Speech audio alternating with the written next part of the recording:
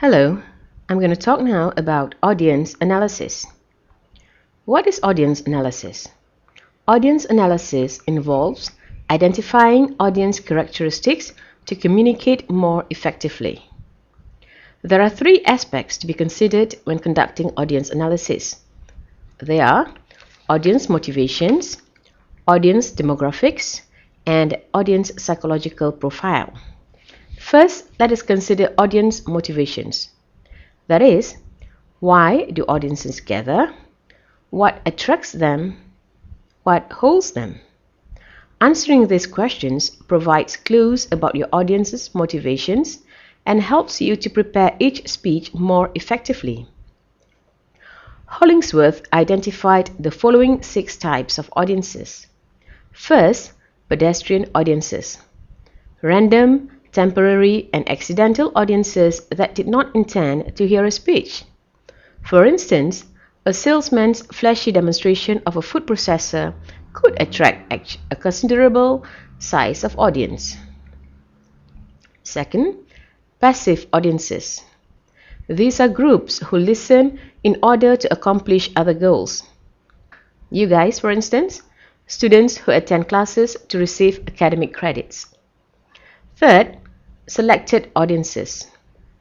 These are groups that choose to listen to a selected subject or speaker. For example, a speech on rock climbing or a speech by a revered spiritual leader. However, selected audiences are divided into 2, that is homogeneous audiences, the listeners who are similar in attitude, or hostile audiences, listeners who are hostile or negative toward the topic or the speaker. Next, concerted audiences. These are listeners who are positive toward a topic but don't act because they don't know what they can do about it. For example, after September 11, people gravitated to public places where leaders comforted them and described specific things they could do to help victims and to prevent future acts of terrorism. Fifth, organized audiences. These are motivated listeners who committed to act but who need specific how-to instructions.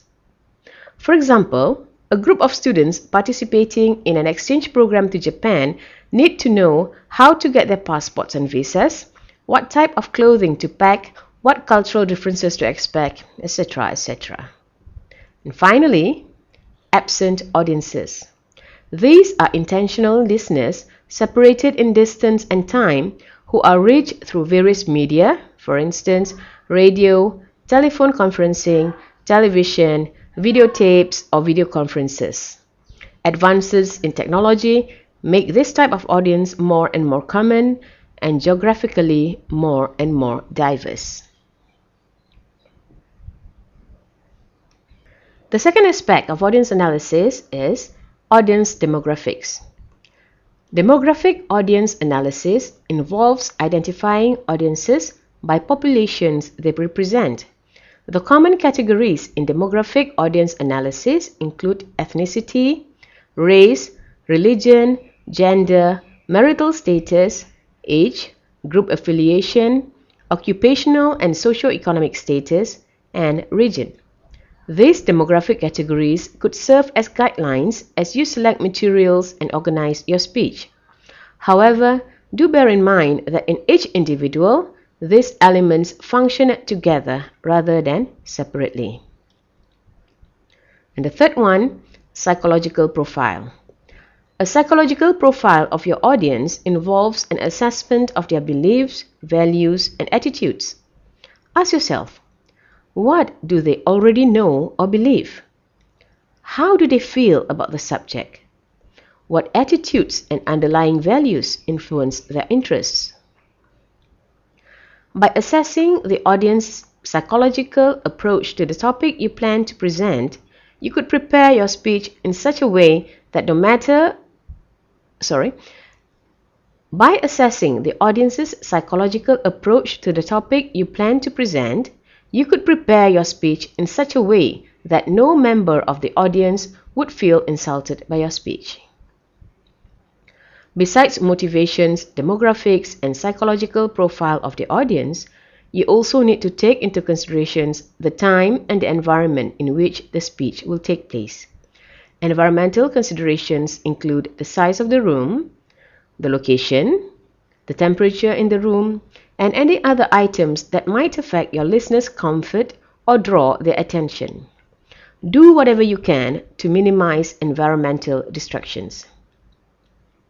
Finally, while you are performing impressions of your audiences, do remember that they are also busily forming perceptions of your credibility, impressions about your character, your intentions, and your abilities.